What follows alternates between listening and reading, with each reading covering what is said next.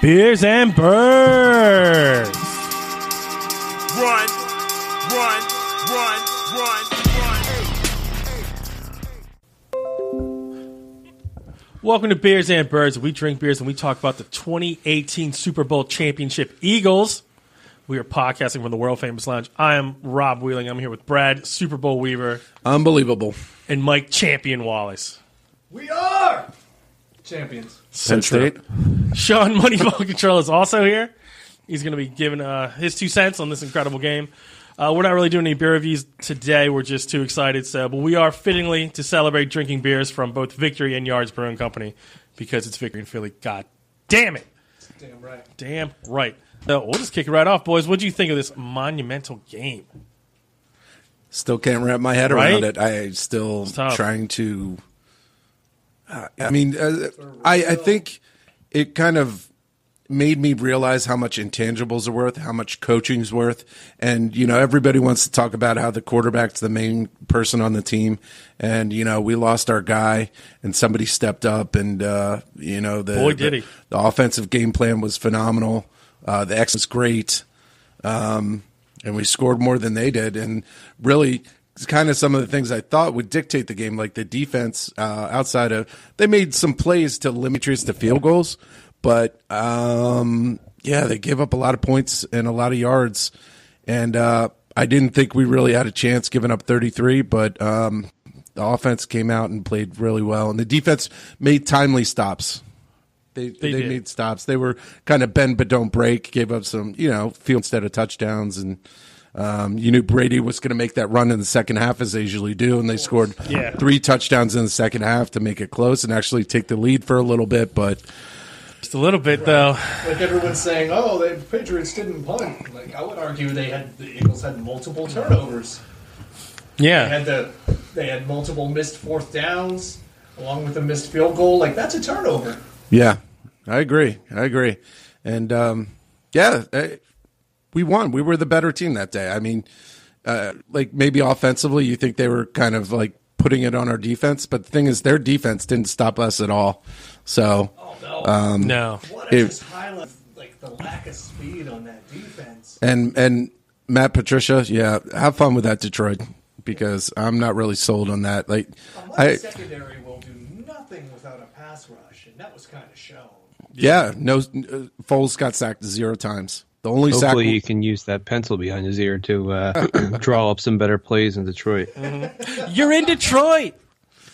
Yeah, except you got Matt Stafford instead of Tom Brady. And other than Foles missed that one pass over Aguilar's head. I think he missed 2. Missed one in the end zone. I mean, but Jeffrey was wide open on that one out that he kind of threw over top of him or whatever, but. He was pretty damn good. Yeah, he was a killer. Pretty damn good. I mean, the ungodly third down conversion percentage continued. I mean, just how do you just is that a mindset? I mean, I just can't believe a lot of them were 3rd and 6, 3rd and 7s kind of, and just Foles completion, and 2 4th down executions. One for the touchdown, obviously the pass from Burton to Foles. And the other one, which probably won the game, to me, that was the game right there. At your own 45-yard line with about 5 minutes left, the Patriots had just taken the lead, 33-32. You give Tom the ball back, the over. He can dink and dunk his way down the field and just eat the rest of the clock up. Doug went for it like he continued to do. That's the thing. He'll shrink the Falcons coach Quinn from last year and stuff like that. In fact, I think his balls grew 3 times. Oh, man, he stayed aggressive. He stayed aggressive, and that's what everybody said. Everybody gets passive and worried about holding on to a lead. He kept fighting and trying to get a bigger lead. And I'm not going to hold on to that. This really just showed that stood on the goddamn gas pedal. Yeah, they had to. They're not going to make every single shot they take, but they're going to keep shooting big every single time. And they did, and they 10 out of 16 on 3rd down, 2 out of 2 on 4th. I mean, that's just phenomenal. Conversion. They missed a Corey Clement. Was that another 2-point conversion they had with Clement in the end zone? Yeah, late in the game. That was the one where they went up 38-33. The men in the end zone, it just kind of bounced off kind of shoulder pads. I'm not sure if the D-back got his hand in there, but they were going for it. And they won. And I don't know. What do you think about it, Sean? I just think it's crazy. I think as you were talking about the ungodly third down per conversion rate, I thought back to our post-game pod on the first, in week 1 against the Redskins, and the Eagles converted like 10 of 14 or something crazy like that. And we said, that's just not sustainable. They're not going to be able to do it all season. You can't count on that. And they obviously didn't do it in every game, but their third down conversion percentage was pretty much in the league all season. And then, came through big time in the NFC, in the playoffs, NFC Championship, Super Bowl, with a quarterback. It's amazing. And that points back to Doug, Reich, DeFilippo, getting those guys ready, building that offense to just succeed no matter who's at the helm. I just can't say enough about Doug Peterson right now. He has impressed me so much. I was a Doug hater, but I was never his biggest fan either. I was pretty uninspired by the hire at the time. But man, has he turned out to be everything you could have ever wanted in a coach and more. Like the balls to go for it on 4th and 2 from the goal. And, it's not even so much the balls, but the wherewithal to be like, you know what? And he was I don't know if you guys heard the interview right at halftime. He was interviewed, and they said, why did you go for it on 4th down there? And he said, you know what? The offense went all the way down the field, and I wasn't going to let them walk away without points. And, that is – I just love that. You know what I mean? Like that – you can't go toe-to-toe with the Patriots and Tom Brady without having some balls and without, putting yourself out there and trying to win the game as opposed to trying not to lose it. And I'm just so impressed with him. So many teams in the past have just kind of stopped playing at a certain point, and you've seen the Patriots come back time and time again. We witnessed Jacksonville do it last week. And Doug was unwilling to be that guy, and he went for it, and the team executed. I mean, all the way from coaching to the players executing. But I mean, in that play, I mean, when we saying it, I mean, it was hyped to Corey Clement, their rookie, undrafted free agent, who then flicked it to their what is Burton, the 3rd string tight end? Yeah. Yep. Who threw it? Who's also undrafted? Right. Who threw it to their second QB? Their second string QB. Yep. That's some balls. That play. That's your 4th and goal from the 1. Well, I read. Wow, that was crazy. I mean, and those guys are all awesome. They all, I mean, if Clement could have fucked up handling that, he could have flicked at the flick, turned a shitty ball, got nervous. All of it could have gone wrong anywhere. It was just such an insane play. And it just worked awesome. There wasn't even oh, he's going to catch that. You know what the great thing is? This comes back to the coaching staff that you've built and roles and responsibilities. So I read a deep article on that play. And they have a video guy, I forget what his name. His only job is to go back, one of his jobs is to go back through old plays from all different teams and assemble a bunch of trick kind of plays that he put together. And this play, the Philly, what's it called? The Philly Special. Philly Special was actually a play by the Chicago Bears in 2016. It was a pitch to Cam Meredith that he threw to Matt Barkley for a touchdown. And, obviously the Eagles had never run it. The video guy, got it as one of the trick plays, presented it to Doug. They ran it 6 times, starting just prior to the NFC Championship game. Worked every play. Every time they tried it, it was successful, and they decided to say, we're going to have the balls to go for it and take it and make it their own. So, not being able to come up with new and novel things on your own, but taking plays other teams have used and be able to execute at key parts in a Super Bowl. That's phenomenal. I mean, coaching. I mean, that starts with Howie Roseman and goes to Douglas and goes to all the coaches, position coaches, all the way up to Reich, Schwartz, and Doug.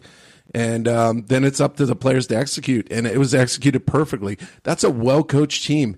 And what you have to be excited about, I thought initially when Chip was hired that we had that second-level thinker that was the guy that was going to make the counterpunch to everything. No, he wasn't. He was linear. It was a one-trick pony. And once people figured out his trick, it was so disappointed. And then Doug came in, and I thought, no way Doug was that coach, but Doug is that coach. Now we have Doug a guy with a play chart that runs more than 6 plays. He actually goes deep. He's actually creative instead of just pretending to be creative. Doug is not predictable. Doug is not like, I mean, they were connecting him passes in all levels, all 3 levels. Short. They're running the ball successfully, calling well-timed trick plays. And, like I said, digging through something like nobody would ever remember a Cam Meredith, Matt Barkley trick play from 2 years ago. So their video guy dug this out of the background, presented it to Doug. Doug decided it was a good play. They ran it 6 times in practice just before the Minnesota game, and they decided to implement it at the right time, and they executed. So that's everything from like your low level like people in your organization all the way to the head coach, all the way up to the players executing, and it worked. Yeah, it worked well. I mean, your 3 non-starters executing. There was. I saw a gif of one play. Sickly, it ended up being a Jay Ajayi run where the left guard and left tackle pass block, and then the center to right tackle run block. And I've seen that on the defensive side where teams play like half run, half pass, or half 2 gap, half 1 gap. But I've never seen it on the offensive side where literally the offensive line does 2 different things. Yeah, I mean that's crazy right there, because how are you a defense? How are you supposed to get a read? You're half run block, half pass block. That was exactly it. So you're confused as shit. They you don't know capitalized on the line. Who looked at the left guard, backed up to pass. There was this giant cutback lane for Ajayi.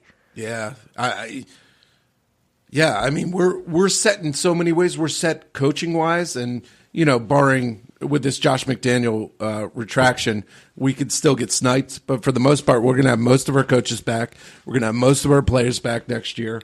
Something that we can hopefully ride into next year and be a contender for the Super Bowl again. But the best part of everything is we broke through and we won one. Got the ring.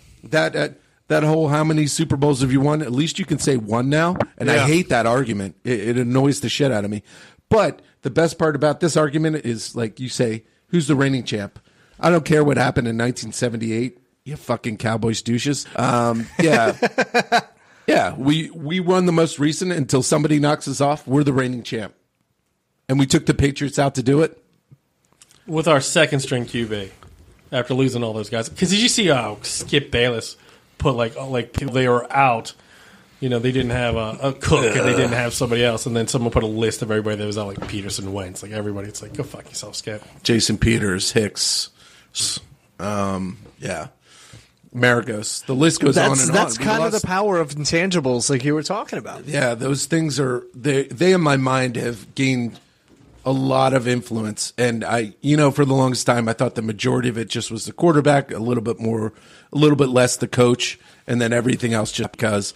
But the intangibles and the coach count for a lot. Doug sat down with Nick Foles and was like, all right, what do you like doing? I mean, how many coaches do that? How many coaches don't have you do what I want? Some are almost too hamstrung by their ego. Right. Like, he's like, what works for you? Because it's fine. I'll cut these plays out. That's not what you're going to do. Yeah, what does he like and what does he run well? It's like a former quarterback that understands he wants to cater to his quarterback. Yeah. So, they went back and they did quite a few things from 27-2 year. They went, probably 60% run-pass option, and Nick is good at that. And the Patriots' defense is bad at stopping run-pass option. That Corey Clement wheel mesh route that I showed earlier, they ran twice. That was one of Chip Kelly's things he loved to do. Corey was bonkers that game. I love that kid, and I love him even more now. Yeah. Yeah, it was. I mean, how long was his pass? His longest? He was the leading receiver. He was the leading Eagles receiver with 90 yards, right? What was his? 100 yards. Okay, there we are. Bomb, 55. The 55. That was like a 55-yard touchdown bomb, right? On third down, I think.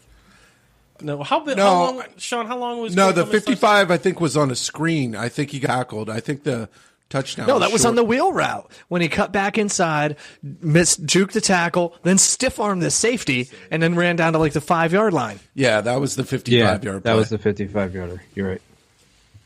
Yeah, I'm so impressed that, if you think about the playoffs, just the playoffs alone, what Doug pulled out of his hat, like you get into the Atlanta game and he has that Nelson Aguilar handoff that took him down to the goal line. You get into the Minnesota game, he pulls out the flea flicker that put the game away.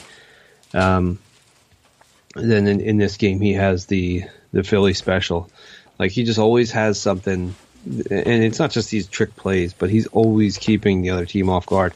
There was one play, and I forget where it happened. I'm pretty sure it was like later in the third quarter. I think it was third and 1, 3rd and 2, and they look like they were definitely run the ball.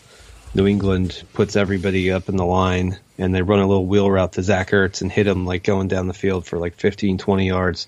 He's always just keeping everybody off guard, and it's so fun to watch. It's like they're constantly backwards. It's like he makes a habit of doing exactly what you don't expect in this situation. It requires a ton of guts. And I guess, I mean, nobody was able to catch up in this year. Now we have an off season to think about it. We'll see if they struggle a little bit or coming into next year. We'll see what happens. Defensive coordinators in this league are very smart. There are a very small number of them. Right. They'll find a way to kind of find your tendencies. So hopefully I think Doug's smart enough to be ready for that chess match and ready to counter their counter. So they're kind of see, that's the thing that to me is one of the big differences I've seen with Doug and Andy. With Andy, you see those plays that work. Like you'd see the shovel pass. I remember that play action at Dixon's. And he would use that shovel pass over and over again the same way. Yep. And sometimes it worked, and then sometimes it didn't. Teams would prepare for that stuff. They would shut it down. Doug has just been so good with staying ahead of the curve. You can see plays one week, see the exact same look the next week, and it's a completely different play. Like he's just ahead of the curve, and he does it from so many different formations, alignments, personnel groups. It's just so hard to grab. He just has so many different things going on, and the players are executing it at a high level. Like that was the big thing with Chip Kelly. If you remember, Chip Kelly, everyone used to make fun of him because he had like 3 plays, and that in and of itself isn't a terrible thing. It's more of a philosophical. Like he didn't really have 4 plays; he had more than that. But right. It's more of a philosophical thing. Like, hey, should I practice these 5 plays ad nauseum and get really good at them? Or should I practice a bunch of plays a little bit, not be as have the element of surprise in my pocket? And Doug is the second. Chip Kelly chose execution, but he's been able to get the players to execute so well on all of these plays from so many different looks that it's impossible for defenses to stop. It's just amazing to watch. Now, granted, you have the players, and that's the key. When you have the players, you can make those things work. But it's I can't get over how great Peterson has turned out to be. Yeah, and how just a little bit of confidence leads Nelson Aguilar from a player we want to get rid of to a player that's a key component. Like he dropped very few passes this year, and I have to think maybe it's the people you're surrounding him with, or just I don't know if it was the psychologists he talked to. But last year when we had the dropsies with DGB and the horrible set of receivers we had, he just kind of fell in line and was there with the drops. But he was very confident from the beginning. In Washington, he had the big touchdown early on against Washington. Yes, Arizona. He played from game one all the way through the season. Might grow for MVP. Yeah. And maybe that's a big deal too. Like, and maybe you get rid of really what was it, Greg? Who was the Lewis? Greg Lewis. G. Lou. Yeah, was the previous receivers coach. Wasn't professional at all. Yeah,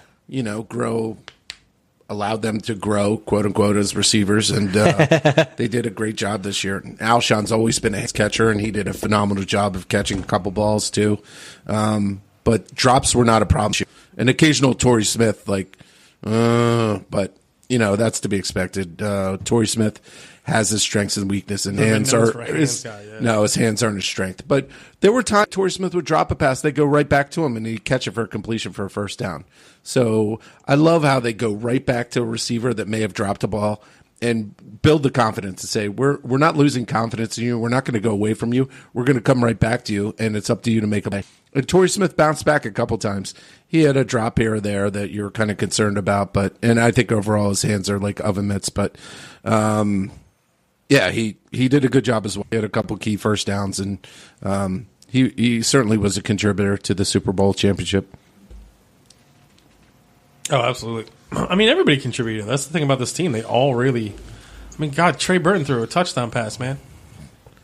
Yeah, it was a perfect pass, and great catch. Well, not a great catch. It was right to Foles, but he actually caught it. So Some other team tried that a little bit earlier in the game, and their quarterback did not catch the ball. Yeah, you're right. Yeah, time versus Tom. Time wins. Yeah, that's the only time he really looked. Sorry. Was Danny Amendola quarterback at Florida? I don't think so. Yeah, your Tom's 5'6", 40 needed to be about 5'5". Yeah. So, and that was a play that could have been a really big play that was fortunate it didn't work out because he had a lot of room down the sideline. For real. And I think the Patriots made some uncharacteristic chokes, too. The whole double clutch on the field goal that ended up hitting the upright. Very big, very big. Yeah, Tom missed Gronk wide open down his. He just completely missed him. And Tom, at the end of the first half, where they could have got that field goal, decides to run with no timeouts. You were right left. on that. And the D lineman, I forget if it was or who it was, somebody caught him from behind, and they ended up having to spike the ball, and they ended up having to run a play from like the 45 or 50, rather than try to get into field goal range. One more play to get into field goal range. Yeah. I don't know what Brady was thinking trying to run there. I mean, nothing. He should have thrown the ball away. If he honestly thought he was going to get to the sideline, he was like Because he was tackled with about 15 seconds left. They spiked with 3, only had 1 play left. If he threw the ball away, they had 2 plays. Probably could have got into field goal range and would have made a difference. But that was one of the few gaffes that Brady made. But it was a gaffe. It was a mistake. Oh yeah, yeah. Should have thrown the ball away. Like they've had some chinks in their armor for a while. It's just teams haven't capitalized on them every time. Well, and I think they're small chinks too. You know what I mean? Like they're. And it's minuscule, right? Yeah. You could hardly fault someone that threw for 5 yards, but I did see some things that indicate that Brady may be coming near the end. I mean, just some of the deep passes he threw were kind of like either really lax coverage by us, like the one play to Amendola. Amendola was open by about 15 yards, and he underthrew Amendola, and he ended up catching like a 30-yard pass, but that could have been a touchdown had a quarterback had the arm to hit him in stride. He kind of had to wait under it and fair catch it kind of thing. He basically did fair catch it. You're right. Yeah, so, and we did a great job tackling. I would just say the defense did not play great overall, but they did do a good job tackling. Hey, against a bunch of MVPs, they did enough. They wrapped up, and they got exposed a couple, the Rex Burkhead screen and a couple of the screens, but we knew that the Patriots were going to make plays. I mean, they're not. You also have to credit the other team and say you're playing against a goddamn good team when you're in the Super Bowl. It's not like you're playing against, some kind of low bottom feeder like a Chicago Bears or something like that. Yeah, so. against one of the greatest coaching minds of this generation. And they did. Don't you dare disparage Matt Nagy and the Chicago Bears. You can disparage Matt Nagy. It's okay. And we did enough to win defensively. We came up with one. Well. Sean, as you kind of alluded to in your article for Crossing Broad, they were big plays by the defense in the first half. But overall, we were just kind of playing a bend but don't break, rush with 4, and keep everything in front of us. And we held them at times where they could have scored touchdowns in the first half. So we did a pretty good job with that. So what was your assessment of the defense, Sean? Yeah, I mean, pretty much like you said that. We all expected that to happen. I don't know if we expected them to be that effective versus the defense, but again, it's Tom Brady. You knew they were going to be throwing the ball. There was a lot of talk this week. I think we even talked about it last week on the podcast about the Patriots being a bend but don't break defense.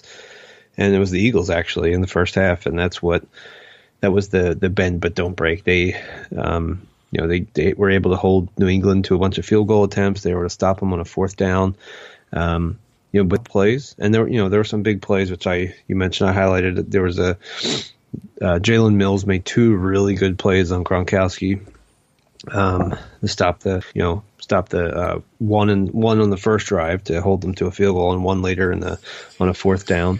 And Rodney McLeod made that tackle in space on Brandon Cooks, which I thought was so infinitely stupid of Cooks to try to hurdle him. Yeah, that was so dumb.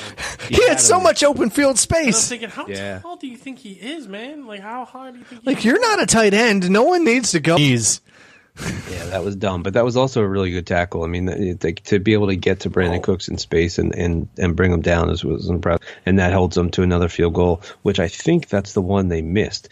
So I think you're right. Those plays were huge, right? I mean, you talk about the Brandon Graham play at the end, but without those plays, they're points. They're points, they're touchdowns, and we obviously only won by 8, so. You can easily do the math on different touchdowns, how that would have impacted the game. It's just like they've done all season, right? It's just like this team, whether you're talking about the Giants game, the Redskins game, the Raiders game, stuff just doesn't go their way sometimes. Maybe the offense bails out the defense or the defense bails out the offense. And they just find a way to get it done every single time, and they did it again when it mattered most. And that was, it's the story of the season, and it's kind of crazy. It's just and I think I said it last week, maybe the week before when we were at the Lions game, that 4th down goal, where Matt Ryan misses Julio. I just knew they were going to win. I just felt it. I just felt that they were going to get the stop because that's what this team has done all season, and they did it again. It's just crazy. It's hard to wrap your head around it. You could lose as many people as you did, but you still go in and never did I feel like it was a fluky win. Like Atlanta, I still felt they were the better team. Obviously, Minnesota they crushed, and even against the Patriots, I still felt like they were the better team. Like they just did more. They just did more to win and just made it happen. I felt like they were the better team. They controlled the game pretty much all game long. Like, whereas the Birds were consistently converting 3rd downs, like the Patriots had trouble doing that. They weren't sustaining drives for most of the first half. Here's the thing. Tom Brady is better than any player on the Eagles by far. But this Eagles team was by far the better team. Like, as a team standpoint, like the Patriots, if they lost Tom Brady today, might legitimately go 0-16. They're terrible. If it wasn't for Brady, that game wouldn't have been like any other game. That's a blowout. Think about the receivers they have. They have Gronk. Take any other quarterback. Is Amendola making a difference, or Chris Hogan? That team is such a joke if it's not for Brady. And so basically, the Eagles beat Brady, but they were by far the better team in that game. Nick Foles is like Luke Skywalker taking down the Empire. I think their offensive line does not get enough credit. They should. Jason Kelsey, phenomenal. Brooks, phenomenal. Lane Johnson, phenomenal. Wisniewski, good. Vitae, serviceable. Like, we're all. I would dare to say Vitae played good. More than anyone else. Yeah. I was fearful of what Vitae could provide, and he was good. I was kind of worried about him against James Harrison. Yeah. Like a vet who is strong as an ox and knows every trick in the book, and has the attitude that we kind of haven't really seen from Vitae. Yeah. And maybe that's working his ear on the side. I wonder. He's sacked up and manhandled him. Like just guiding him and telling him things to do. He's able to plant and hold against the speed rushers, the power rushers a little bit more than he could before. And our O-line may be the best in the game. Sorry, Cowboys. Even without Peters. Even without Peters, that may be the best offensive line in the league. Even without Sean Lee, oh no. And the residual crying started to happen. Steelers fans are like, "Oh, if that Ertz catch was a catch, why wasn't the Jesse James catch a catch?" Trying to delegitimize the There's a Super Bowl. 2-step difference. So annoying. 3 steps. He took 3 steps. Was over the goal line. James just fell down. He was clearly a runner at that point. He had established 3 steps. Doesn't even know anymore. I don't even know. Yeah, the Zach Ertz play was not even close. It's not worth the time. The Corey Clement play, on the other hand, I really thought was getting overturned. It was close. I think it was hard because you called it a touchdown the way you guys did. I thought it was hard to change it. I know it did shift, but he shifted with control to his left hand when he had that. So I always thought that he was maintaining control through the catch. I thought that was that. So I did think that was a play they could overturn, especially because they called it a touchdown. Right. I think I tweeted like you can't be 100% to overturn this. But the NFL certainly has to go back. They called some stupid back. I mean that had the potential to be called back because it was slightly moving when he went 1, 2, 3, then went out. If this was Like, week they were like, 9, we didn't have possession until the last 2 steps or some bullshit like that. I was kind of waiting for that. yeah. Yeah, but the thing is, the NFL needs to go back to the locker room and define what a catch is, because crew to crew, game to game, you never know what's going to be considered a catch and not a catch. And what you know, quote unquote, know was a catch. I'm so uncertain now that I have no idea what you're going to call a catch and what you're not going to call a catch. They really they made an attempt to redefine the rules to make it better, but they've made it worse with this whole catch, like make a football move, like possession bullshit after the catch. Like The it's attempt just to remove garbage. personal judgment ended up just adding a fuck ton of not clarity. Yeah. Yeah, Especially when every single actor, like it's their job. Like, why are these booth announcers being like, oh, I don't know what a catch is? Like, that is your goddamn job. Booth announcer, you can say his name. Go ahead. What's up, Chris Collinsworth? Collinsworth and all the rest of them. Like, that's inexcusable for you to shit on the rule and pretend like you don't know it. Like, the whole season's gone by.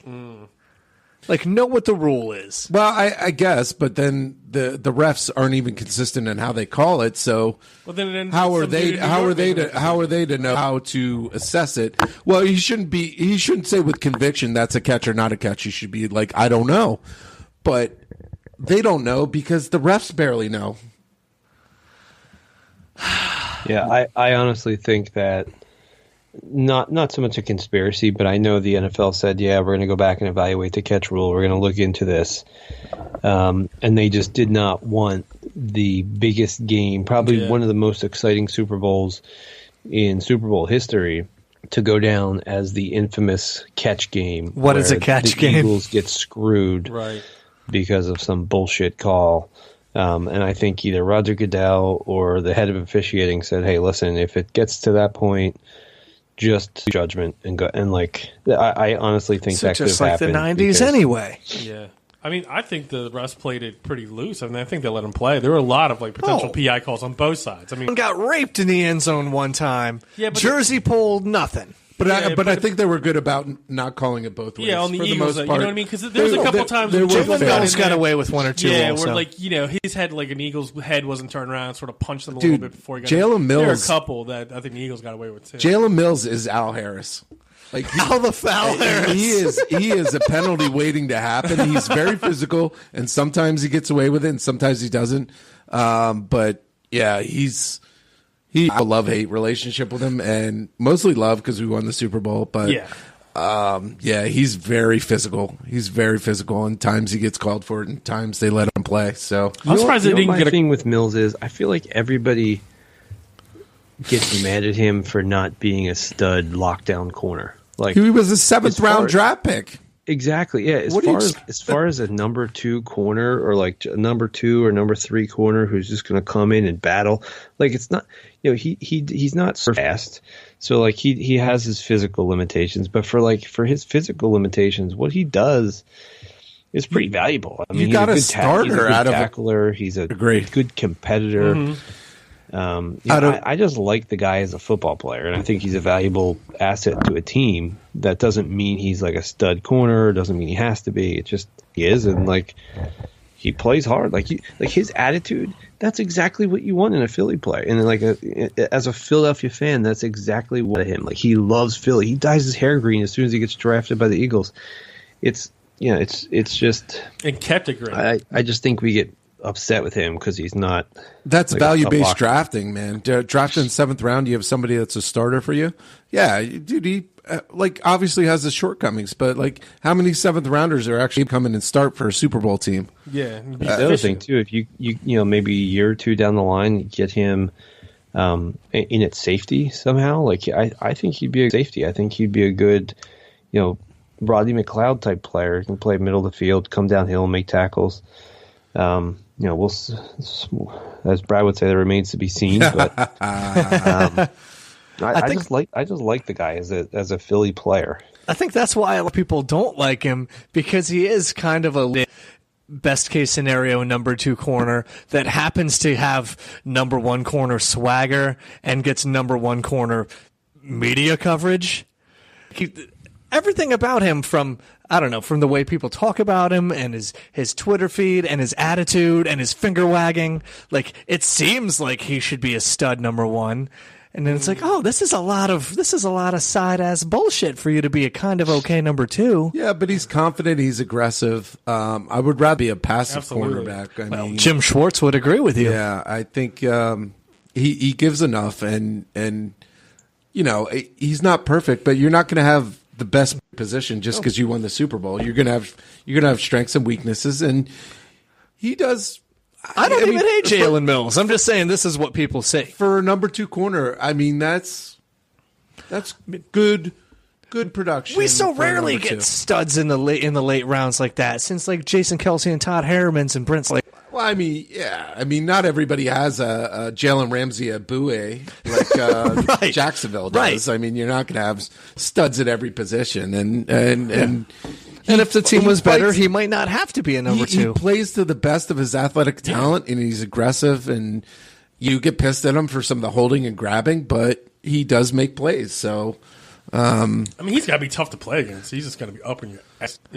Right, that's the thing. He seems like a really annoying little brother Right. that would piss you the hell off. It just keeps Yeah. hitting you, like, even like, it's like, how the ball wasn't even thrown to me. Yeah. Like, I just torched you for 3 touchdowns. Chill out and quit acting like you're the best. But Yeah. he doesn't care, and he'll do it anyway.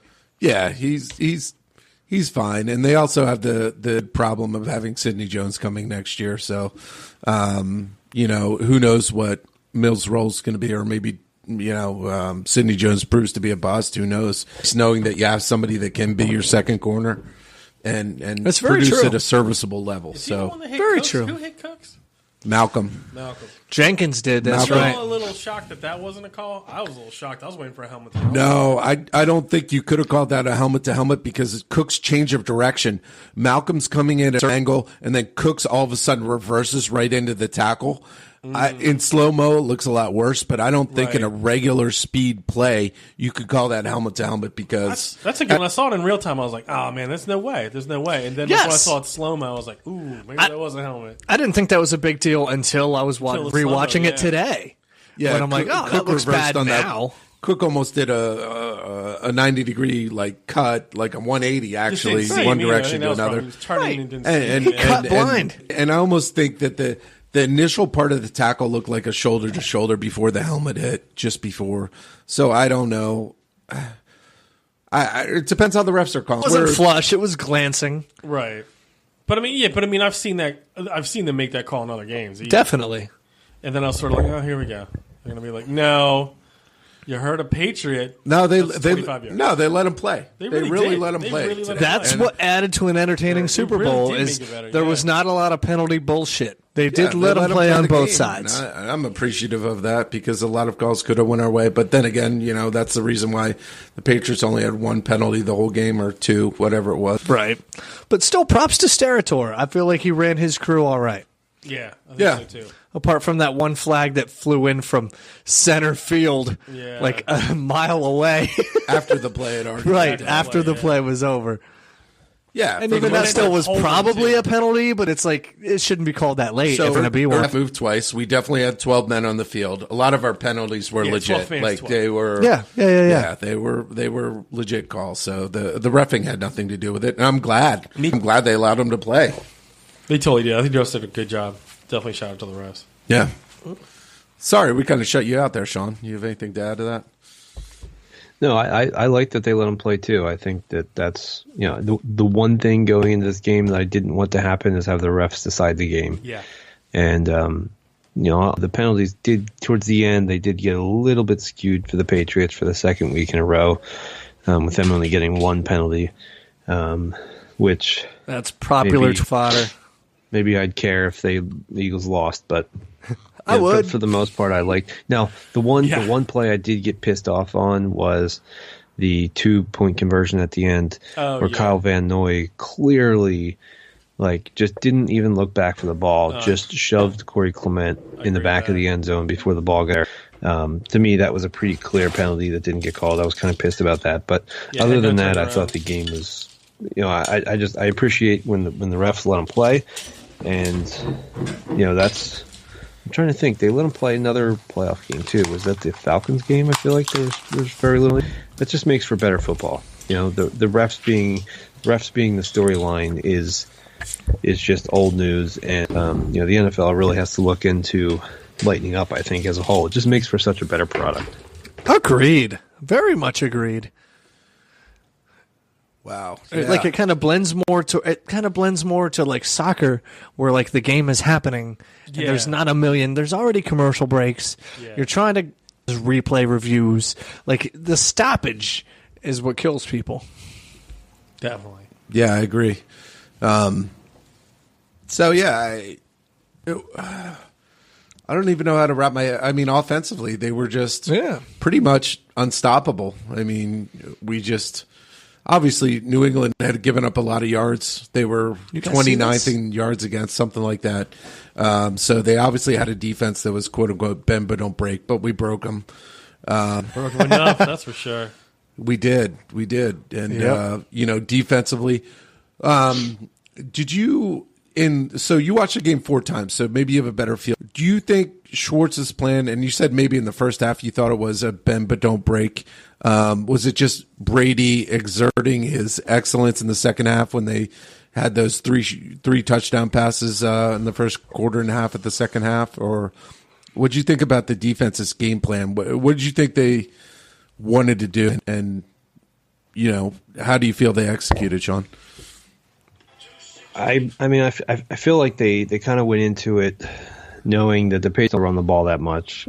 They stayed in nickel and dime pretty much the entire game. I think there was only one play where I remember seeing Najee Good on the field, always a good call. which is a good call. I feel like that was smart. Pun intended. Yeah. No. So they had obviously Malcolm Jenkins, Corey Graham out there a lot, so they were really pretty much selling out for the pass, trusting the fact that they could stop the run on their own out of a smaller pearl package.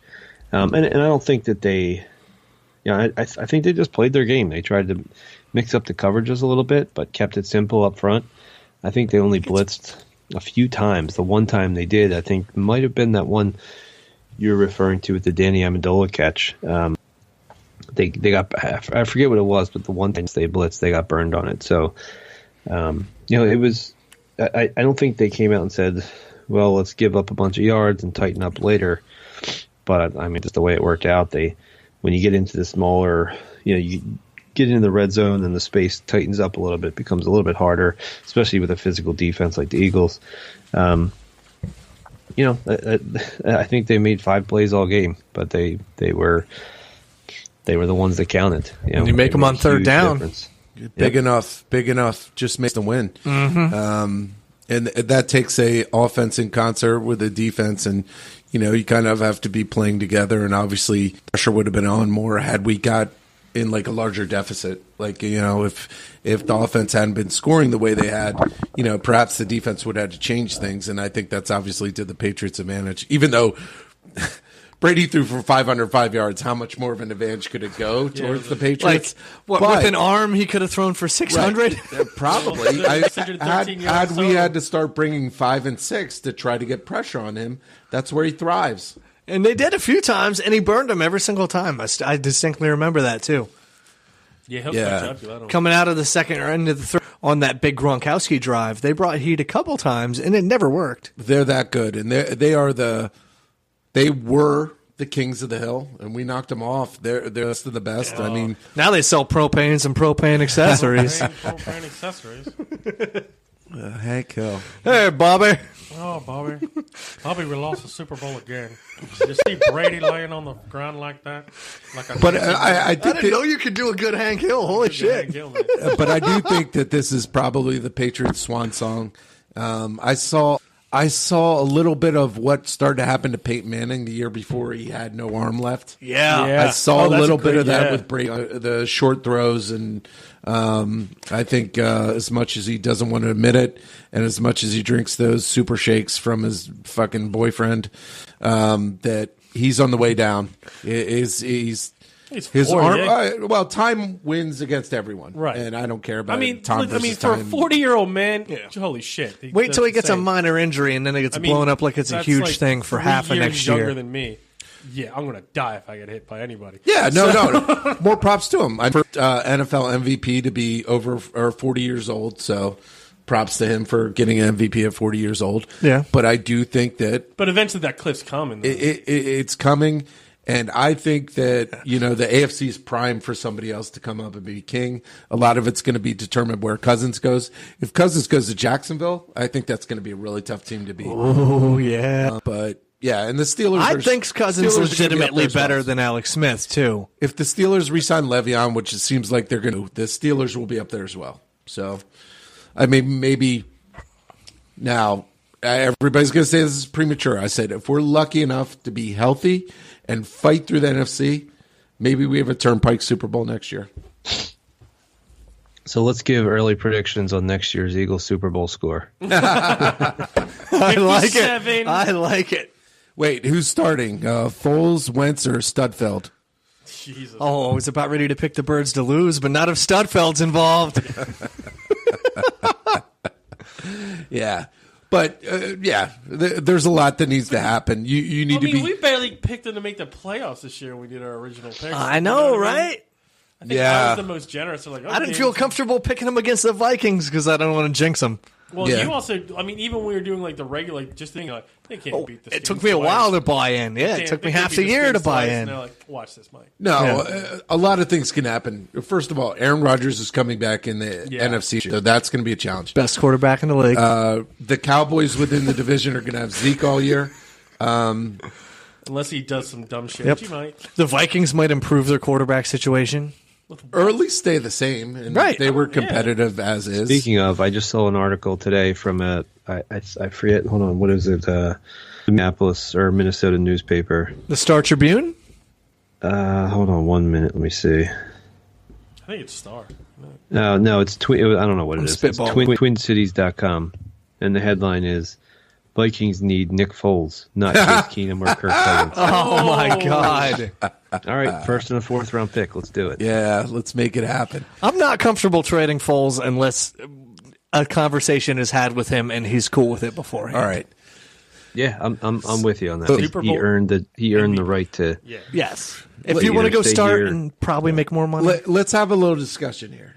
We've wrapped our heads finally around that. We ended up winning this game. Like, no matter how many times I replay in my head, the outcome still That's hasn't right. changed. We're verified. I did this game. Watch Derek Barnett get pancaked strip. 1 second before Yeah. he picks up that Yeah. fumble. That's insane. So, all right. So Yes, we are. For real. not having a do second some- and third round some pick way too does- early Does press. it Whatever the word make is. you consider? And I know you started to talk about it, trading Foles at all.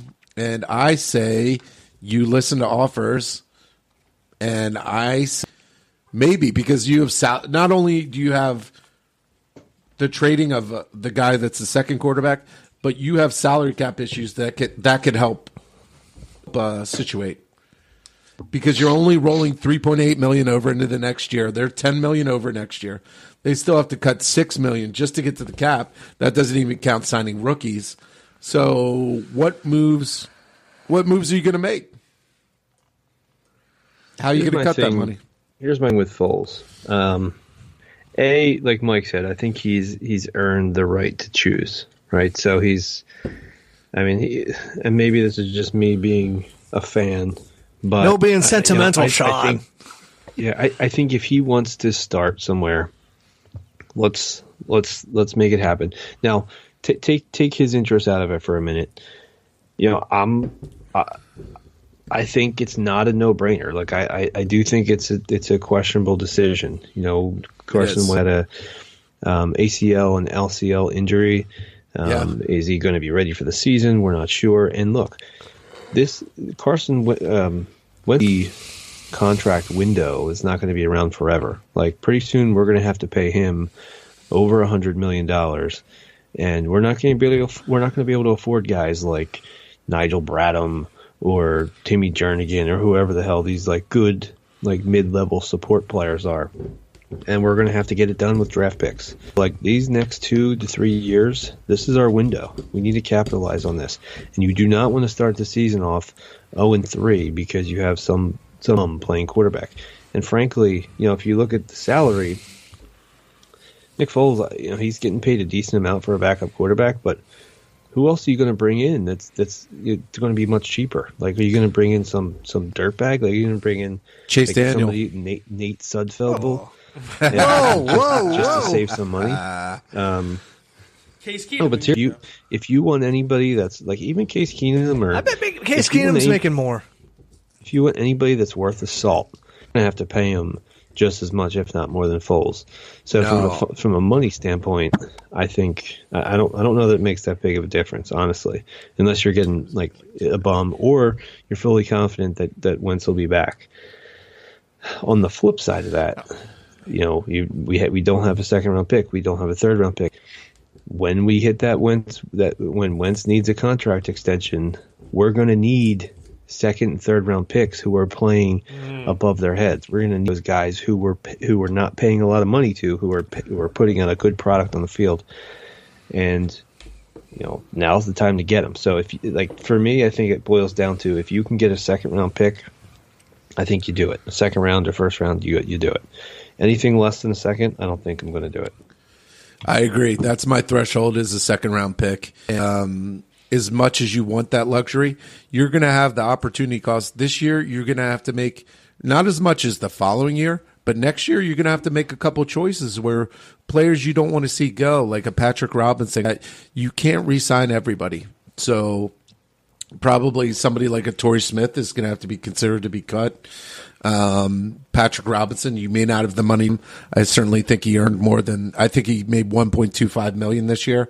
And I think he certainly is worth a little bit more than that. So he's probably going to get a raise. Nigel Bradham is probably going to want more than the $4 million a year he was getting. So you're going to have the opportunity cost. You can sign some of those people back, but you're not going to. So you have to decide what the smartest thing is. And the nice thing about Foles is if you trade him, you get $5 million off the cap. And you also get that pick. And his value is never going to be higher. I would like to see him stay in an ideal world, but I think in the real world where you're trying to free up enough money to maybe re-sign a Patrick Robinson or Nigel Bradham, or you're trying to just, get enough money for your draft picks, that I think that's a logical trade to make if you can get a second round pick. Third round pick, then you start to get really into the uncertain draft picks, and I don't know that it's worth it. But a second rounder is usually one of those guys that come in and be a real contributor for your team moving forward. Plus, you have him on a rookie contract rolling into, the Carson Wentz era where Carson gets a high contract. So I certainly think it's worth considering. The Browns have already started about talking. They have 3 second-round picks about trading one of their second-round picks for Nick Foles. So we're gonna do I that talked to John, that's rough. Browns dude. aficionado, who gave me that inside scoop. So It's got an in with Dorsey. Glenn Dorsey. John Dorsey. Yeah. John Not Dorsey. Glenn Dorsey, the D tackle. Yeah. Man, that was even hating on Nick Foles a couple weeks ago. I feel like.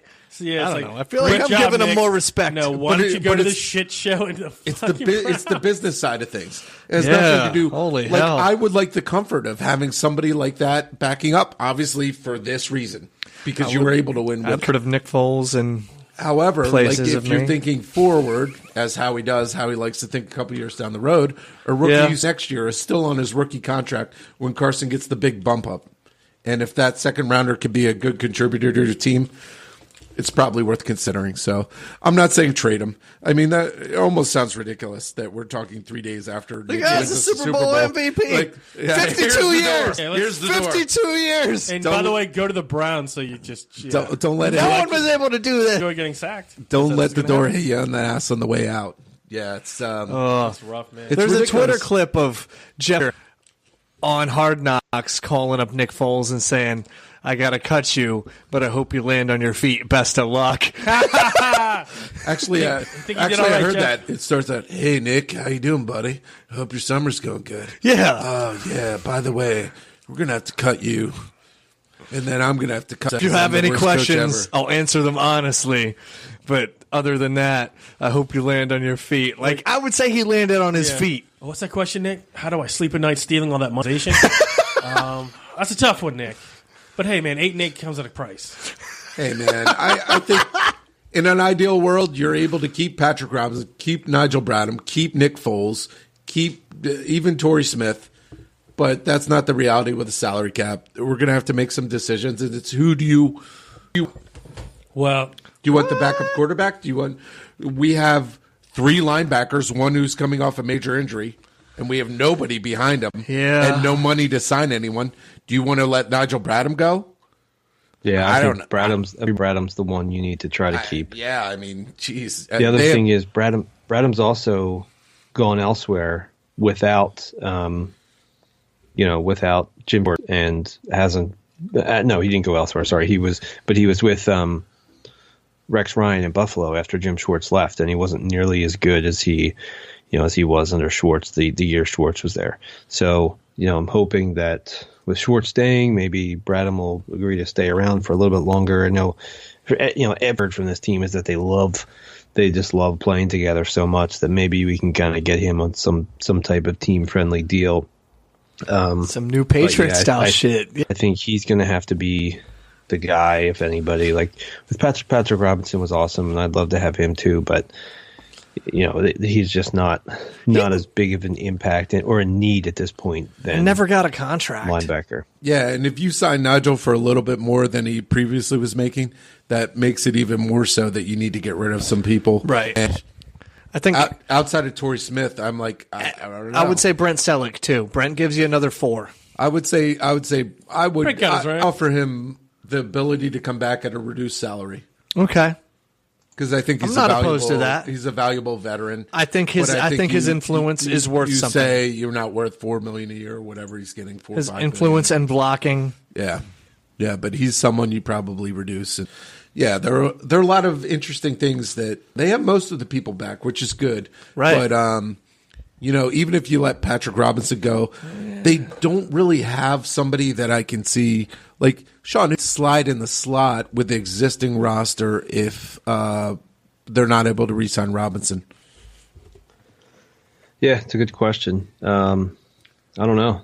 I mean, the only one that I think has the quickness that's currently on this team to play in the slot is probably Darby. Yeah, honestly, I don't. Everyone else is kind of an outside corner. I think Mills can match up in the slot depending on who you're playing, but he can't match up with a guy like Cole Beasley, or maybe he can match up with a bigger, slower, like more physical Anquan Bolden a type of player in the slot. Or, something like that. But it's I don't know. It's a good point, and frankly, it's a position that we've struggled with for until Patrick Robinson came around. So. Yeah, but I don't like the idea of doing Jones dirty like that in his first year and be like, by the way, you get to cover guys both ways now. Enjoy that. And Jones's body type is not really he's a good smooth athlete, but he's much more built for playing on the outside than he is he's leggy on the inside. Yeah. Yep. Yeah. Long arms. He's not super quick in and out of breaks like Robinson is. He ain't no Brandon Boykin, yeah. But they're all Super Bowl winners. They're all Super Bowl champions right now. Damn right. You can't take that away from them. No, and we have exciting things. And even though we're heading into the offseason, things slow down a little bit. We'll talk a little bit more about kind of what we're going to do with Beers and Birds. But, you can dig in deep and start looking at the offensive tackles that might fall to the end of the first round or other positions you think they might need to hit with their first-round pick and see what happens with Foles. And a lot of interesting time coming out now. You have the draft coming up. And, we could certainly a lot of stuff to talk about for sure. You could dig a little deeper into some of the stuff maybe we couldn't during the season. And, that's what it's about. We talk about all those decisions. There are decisions like Bradham or Patrick Robinson. What are you going to do? How are you going to who are you going to cut? And they're all tough decisions. They're much easier to take when if you get Patrick Robinson for 1 year and he has a big year, but you go 7-9 or you lose in the playoffs. It's kind of a wasted it's great that you had him, but it's kind of a wasted asset essentially. Yeah. But they won the Super Bowl, so it doesn't matter. It's not wasted. Went this year with all the big hits we had with Patrick Robinson, with Nigel Bradham, they all paid off. And the ultimate, we got the ultimate prize for it. So. Yeah, more power to that, and that goes back to Howie, and I think the Howie organization really as a whole, all the way down to the position coaches from the front office, we're strong there. We're strong with the talent on our team. I feel good forward. Regardless, I'm not going to start predicting whatever for next year and moving forward, but you have to feel really good about the position you're in with the people making the decision dictate what kind of team you put on the field. You have to feel good about it. I mean, Howie hit on everything. Howie was sent off, he was voted off the island a couple years ago, and then all of a sudden somehow he makes it back onto the island, and every decision he made was a good decision. Like Big Brother redemption. Yeah. Totally did. So Super Bowl champion. Credit top to bottom, Howie. not only the players, coaches, the administration, all the way from Lurie down, willing to say, kind of how he deserves another chance, and maybe have more foresight than we thought. And the whole team. This is top to bottom. Every person, all the way. 2 years after Chip Kelly too, after the implosion that was Chip Kelly. Yeah, Yeah, I mean, he dug a high school coach 6 years ago or something. yeah. I mean, that's insane. Yeah, it just seems it's amazing. It seems like the ultimate Cinderella story. It really does. But I think Cinderella, there's an amount of romanticism and luck, but I think we have great people. Yeah. And I think this can not only be an end result, I think this can be a dynasty. We'll see.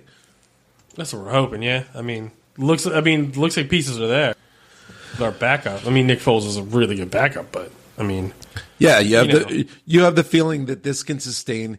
And we'll be in whether we win or not. That's one thing, because it bounces a lot of lucky things. Yeah, it was a charmed season. Even though there were all those injuries, in a lot of other ways, it was a very charmed season. But you have to feel that we're going to be in the conversation for the foreseeable future. Yes, we're going to have to be somebody that's talked about. So definitely think we should be tearing up the NFC East, if nothing else.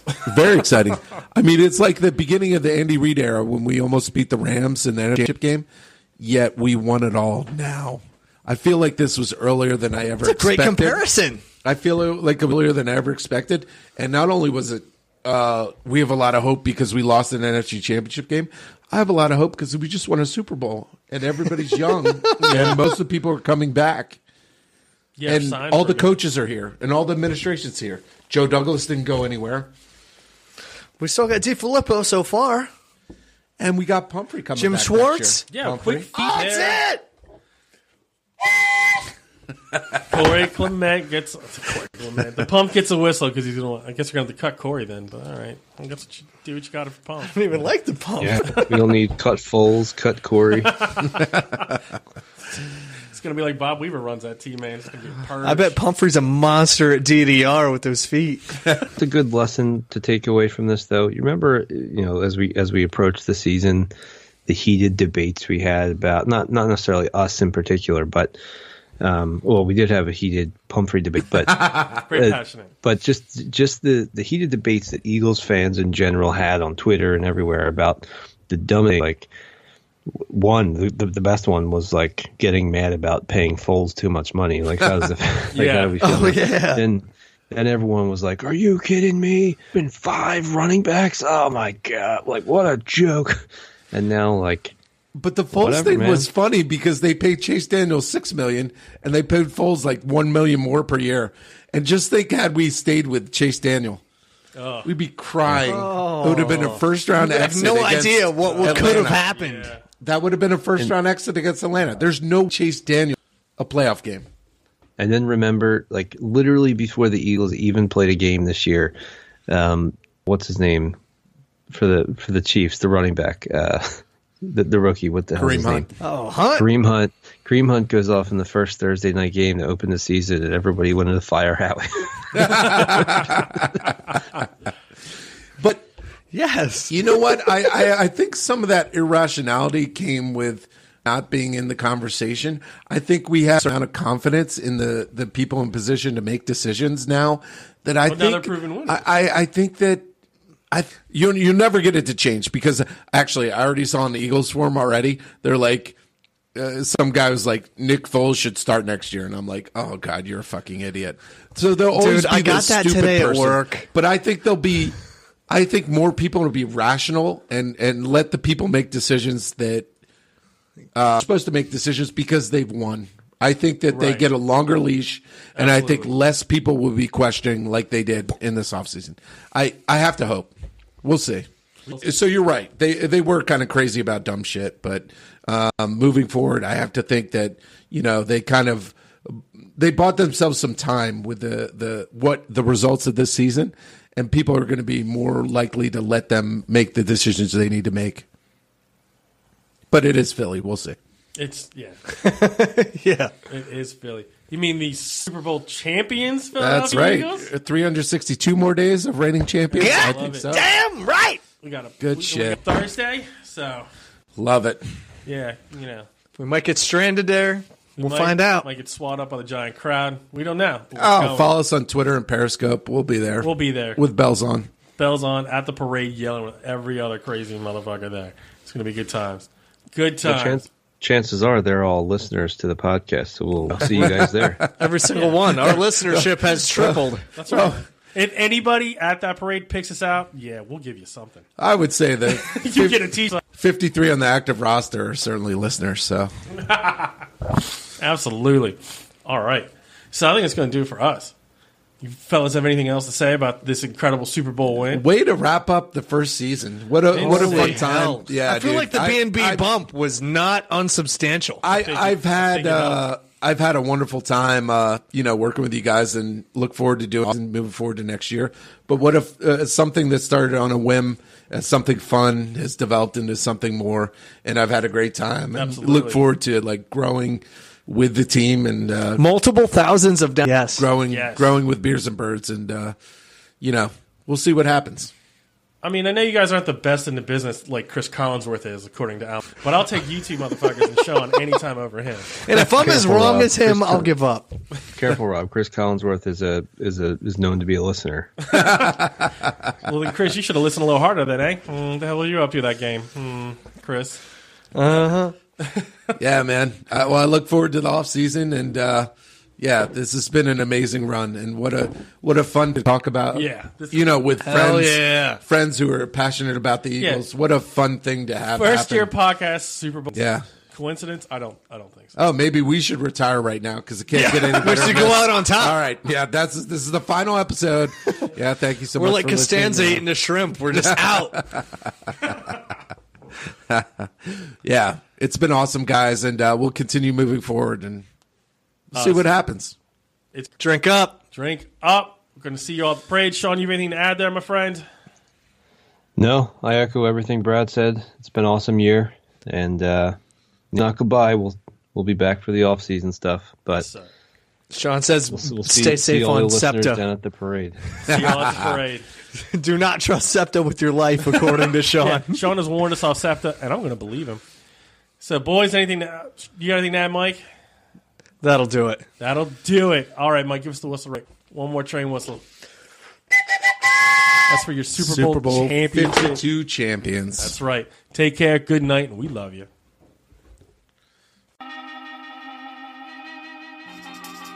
Beers and Birds is a Lounge Legends production. Be free beer tomorrow and a $5 charge for whining. It's in a zoo, and this is what I say. Let them take the Eagles. Let them take the Patriots. I'm taking the Eagles. We all we got. We all we need. They're going to win this game. They're not going to win this game because they wear masks. They're not going to win this game because they have a chip on their shoulder. Not because they're hungrier. The Eagles are going to win this game because they are better. Do this for me before kickoff. Do this. You put this Eagles roster right next to this Patriots roster. You look at every single starter at every position. You tell me how many times the Patriots have a better player. 4, 5, Okay. maybe 6. That is it. The Eagles are going to win this, and it's not going to be that close. And the city is going to do some demon killing. No more images of damn sad sack Philadelphia losses. Burn them. Burn Joe Carter in 93. Burn Shaq and Kobe in 01. Burn Patrick Kane in 2010. And burn 4 straight NFC title games with no ring. Because when the Birds rip this sucker as massive underdogs against the greatest quarterback, the greatest coach in NFL history, it will not only be one of the best sports upsets I have ever seen, it will immediately become the first thing I think of when I hear Philly sports for the rest of my life is that town is a bleeping winner. New champion 30, New England 20. You start greasing those poles because these dogs are going to eat some goat. And Ain't this what they've been waiting for? You ready?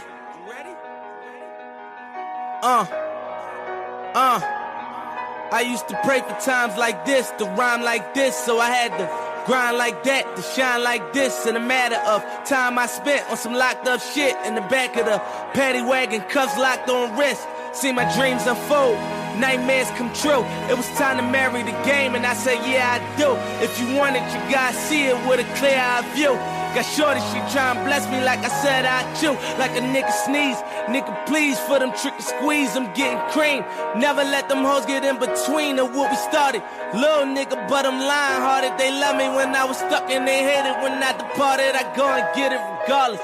Draw it like I'm an artist, no crawling. Went straight to walking with foreigns in my garages. Are foreign bitches menaging, fucking sucking and swallowing anything for $1. They tell me get him, I got him. I did it without an album. I did shit with Mariah. Little nigga, I'm on fire. Icy as a hockey ring, Philly nigga, I'm flyer. When I bought the Rolls Royce, they thought it was lease. Then I bought that new Ferrari, hey, to rest in peace. Hey, to rest in peace to the parking lot. Phantom so big, can't even fit in the parking spot. You ain't talking about my niggas, then what you talking about? Gangsters move in silence, nigga, and I don't talk a lot. I don't say a word. I don't say a word. Was on my grind and now I got what I deserve. Fuck, nigga. Hold up, wait a minute. Y'all thought I was finished? When I bought the ass tomorrow, y'all thought it was rented? Flexing on these niggas, I'm like Popeye on the spinach. Double M, yeah, that's my team. Rose, the captain, I'm lieutenant. I'm the type to can the men cast and grind like I'm broke. That Lambo, my new bitch, she'll ride like my ghost. I'm riding around my city with my hands strapped on my toes. Cause these niggas want me dead, and I gotta make it back home. Cause my mama need that bill money, my son needs some milk. These niggas try to take my life, they fuck around, get killed. You fuck around, you fuck around, you fuck around, get smoked. Cause these Philly niggas I bought with me don't fuck around, no joke. No, all I know is murder. When it come to me, I got young niggas that's rolling, I got niggas throwing bees. I done did the DOS, I done did the KODs. Every time I'm in that bitch, I get to throwing 30 G's. But now I'm hanging out that drop head, I'm riding down no collar. They let my nigga earn back home, that young nigga be wildin'. We young niggas, we mobbing, like Batman and we're robbing. This 2-door Maybach with my seat on reclining. I'm like, real nigga, what up? Real nigga, what up? If you ain't about that murder game, then pussy nigga, shut up. If you dip me in your rats, I get your pussy ass stuck up. When you touch down in my hood, no, that tour life ain't good. Catch me down in MIA, and that heat game on wood. With that Puma life on my feet, like that little engine I could. Boy, I slide down in your block, bike on 12 o'clock. And they be throwing deuces, I'm the same nigga they watch. And I'm the king of my city, cause I'm still calling them shots. And these lanes talking that bullshit, the same niggas that flop. I'm the same nigga from Birch Street with them that braids that lock. The same nigga that came up and I had to wait for my spot. And these niggas hating on me, hoes waiting on me. Still on that hood shit, my Rolls Royce on E, they gon' remember me. I say remember me. So much money at your friends turn to your enemies. And when this beef, I turn my enemies to memories. With them bricks, they go for 40, ain't no 10 the key. Hold up, broke nigga turn rich. Love the game like Mitch. And if I leave you, they ain't dumb pretty hoes gon' still suck my dick. It was something about that rollie when it first touched my wrist. Had me feeling like that dope boy when he first touched that brick, I'm gone.